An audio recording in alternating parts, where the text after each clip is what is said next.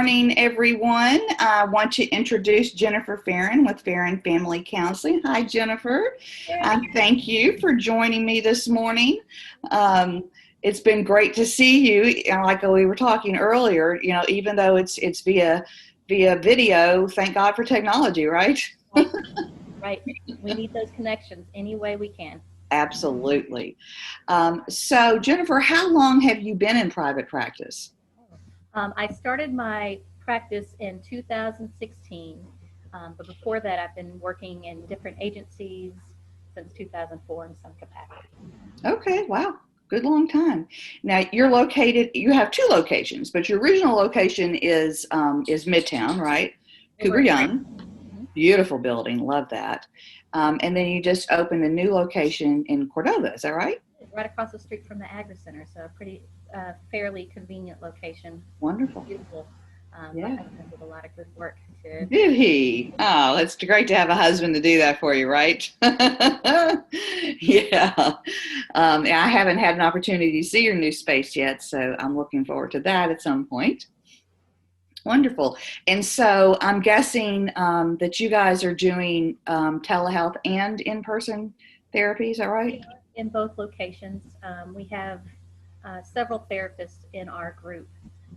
Two of them are doing in office. Everyone else is doing kind of a mix of the two. Well, everyone's doing telehealth, but two are doing in office. Gotcha. Okay. All right. And how many therapists do you have overall? We have 6 of us, and we're hiring 3 new people here in the next Really? Oh, how exciting. Okay. Sharing their profiles and their information here shortly. Wonderful. And so what do you specifically specialize in as far as types of therapy and the folks that you see? And then a second question to that would be, your therapist, what they do as well. Well, for me specifically, I do a lot of trauma work. That is my heart. That's where I first started my practice was to work with children and families who don't have necessarily the access to a therapist due to their insurance, or they don't know who to contact in regard to their issues.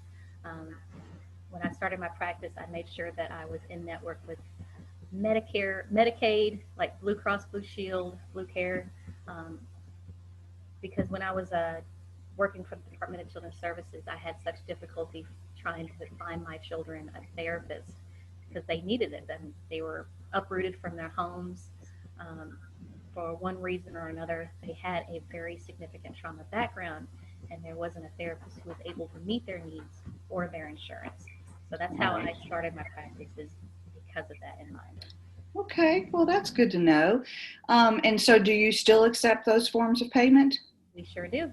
Awesome. That's wonderful. And so is there any particular insurance that you guys don't accept?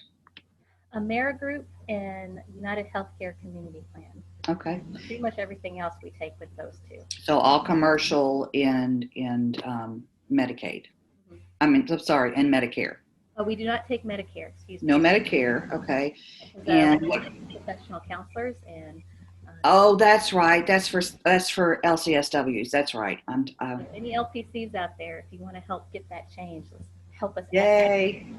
There you go. That's the way to do it. Okay.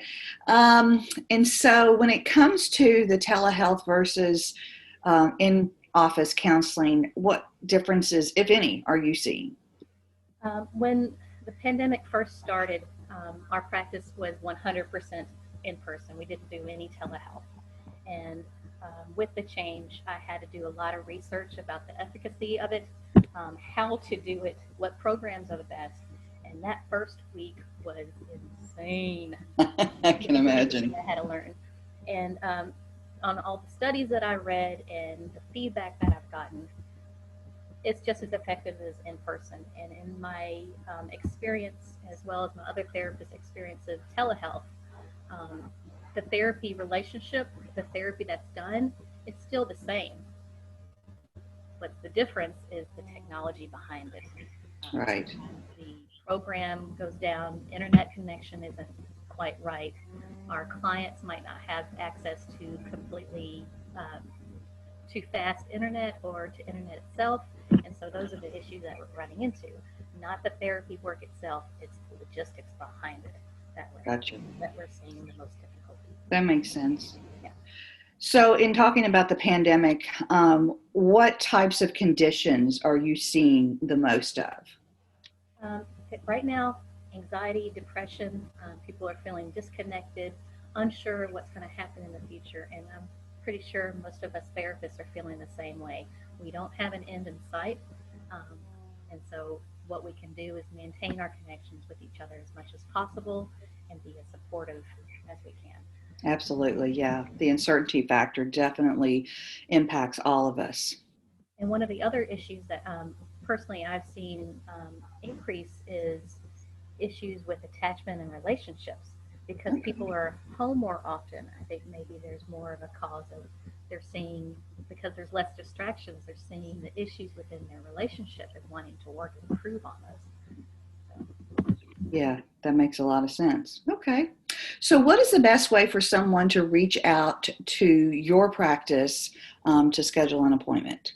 Well, we made it as convenient as possible for people. They can call, they can email us, and through our website we have a client portal where anyone can see our therapist's schedule as well as schedule online 24/7. Okay, that's wonderful. Well, great. Well, Jennifer, thank you again. Before we wrap up, is there anything else you wanted to mention? We have a very great we have a very diverse group of therapists in our group, and I adore each and every one of them. Um, each of them are very eclectic, have a strong background in therapy, and I'm proud of each and every one of them. And if any of you want to reach out to us, connect to us, please feel free to reach out. Wonderful. Thank you again, Jennifer. It was great seeing you, and I look forward to actually being in person with you at some point soon. All right, absolutely. Come on, everyone's welcome. Great. Take care.